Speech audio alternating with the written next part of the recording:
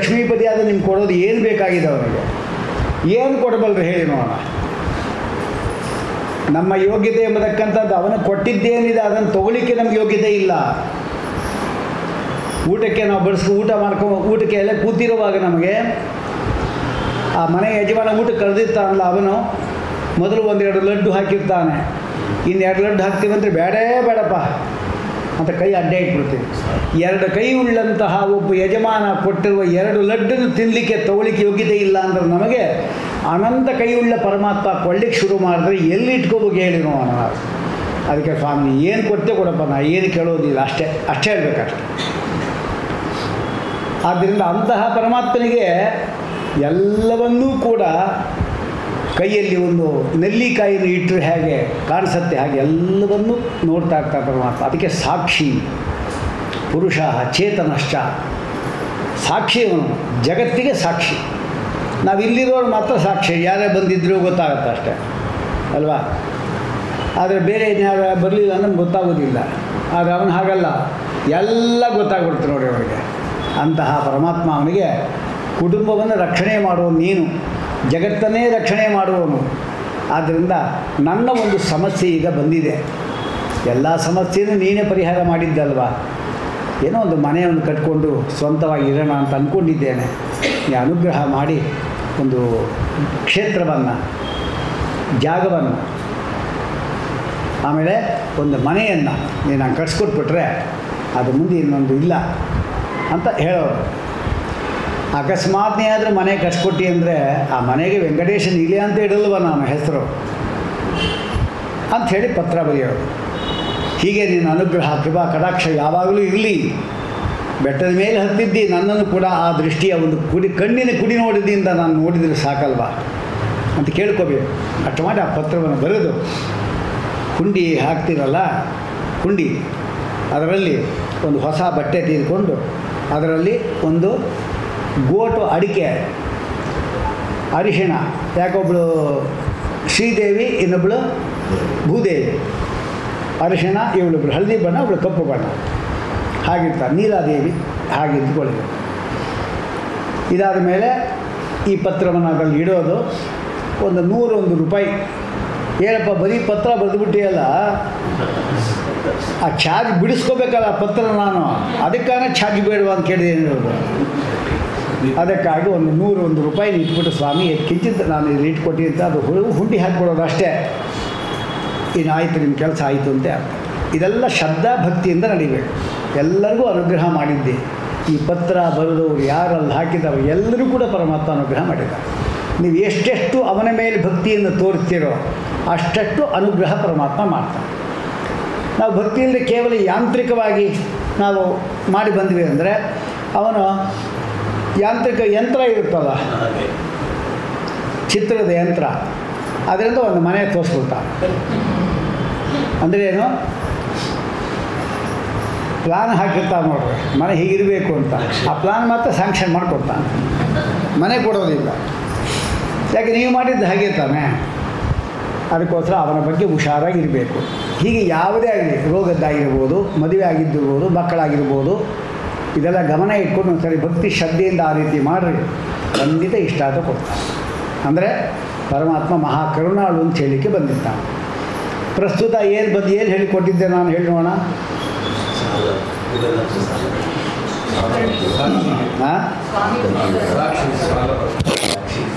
ಮದುವೆಯಲ್ಲಿ ಹೇಳ್ತಾ ಇದ್ದೆ ನಾನು, ಅಲ್ಲಿ ಸಾಲ ತೊಗೊಂಡಿದ್ರಲ್ಲ ಅದು ಹೇಳ್ತಾ ಇದ್ದೆ.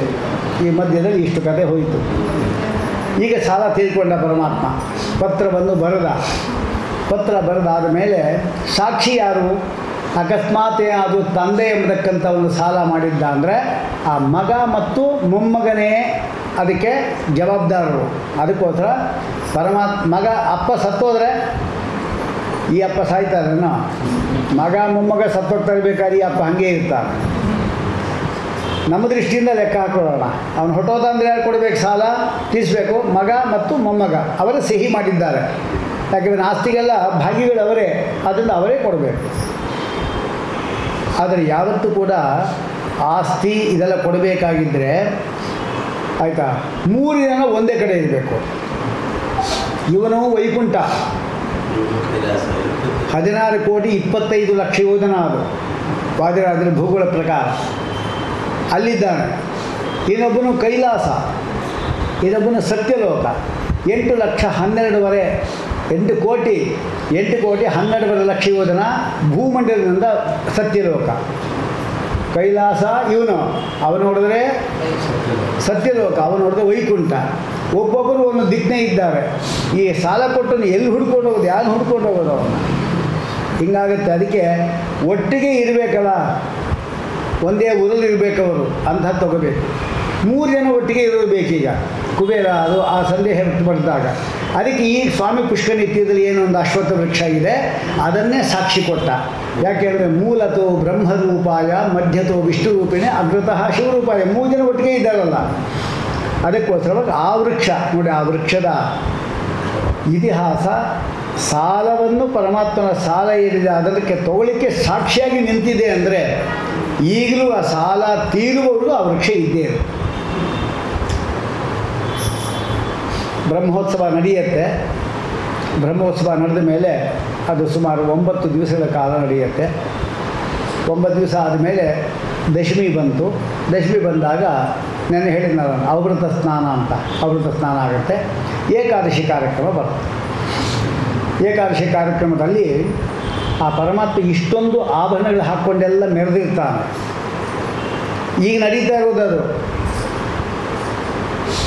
ಆ ಸಂದರ್ಭದಲ್ಲಿ ಅವರು ಏಕಾದಶಿ ದಿವಸ ಮಾತ್ರ ಈ ದೇವರಿಗೆ ಇಷ್ಟ ಆಭರಣ ಏನೂ ಇರೋಲ್ಲ.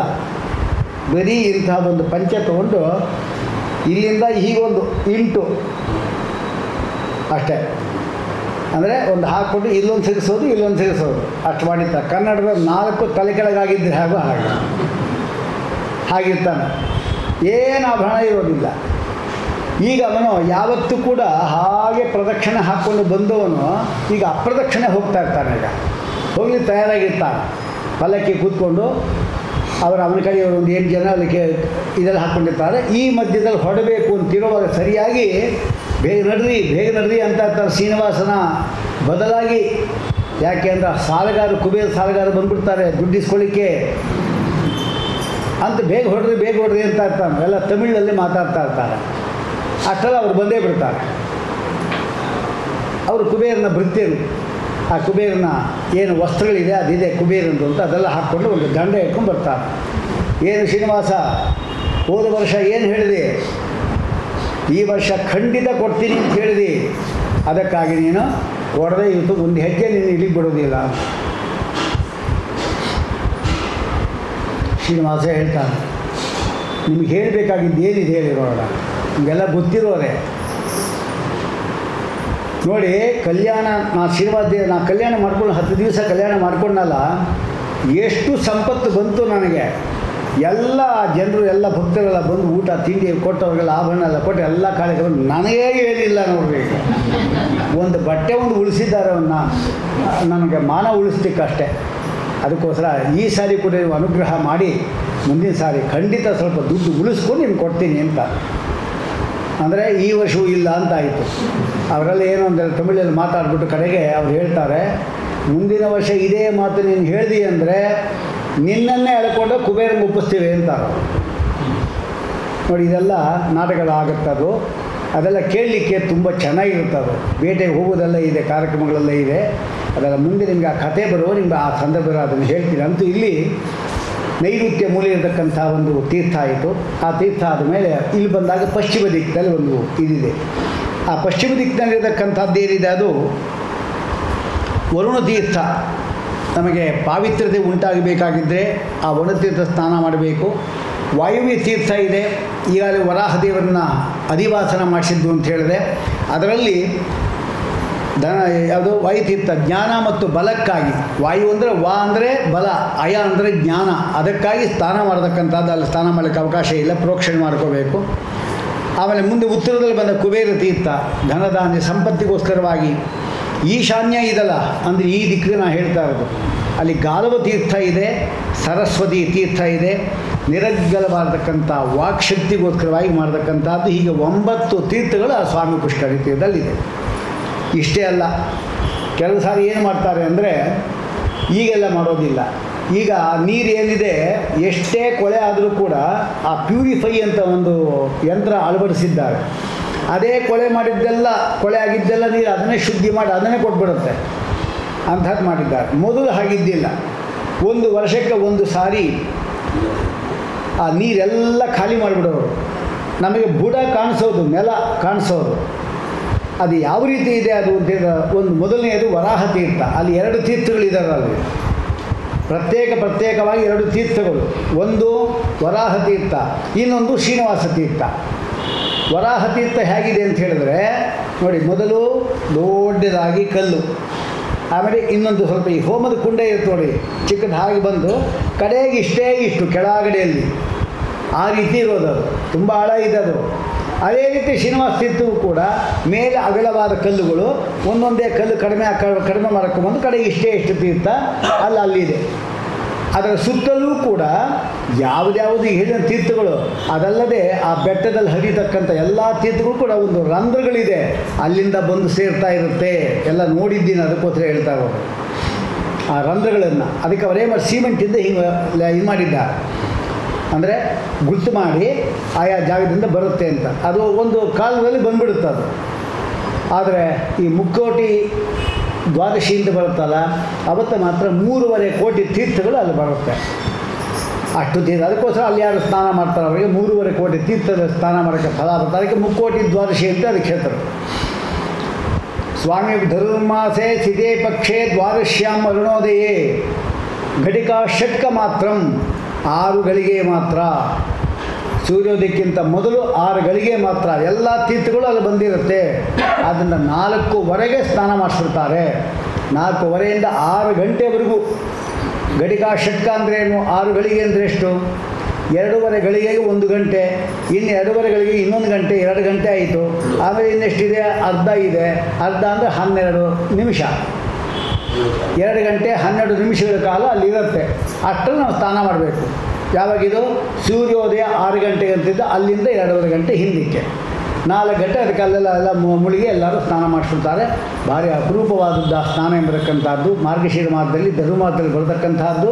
ಹಾಗೆ ಎಲ್ಲ ತೀರ್ಥಗಳು ಇಲ್ಲಿ ಬರ್ತಾರೆ. ಅದಕ್ಕೋಸ್ಕರ ದೇವತೆಗಳೆಲ್ಲ ಸ್ನಾನ ಮಾಡಲಿಕ್ಕೆ ಇಲ್ಲಿ ಬರ್ತಾರೆ. ನಾವು ಕೂಡ ಅಲ್ಲಿ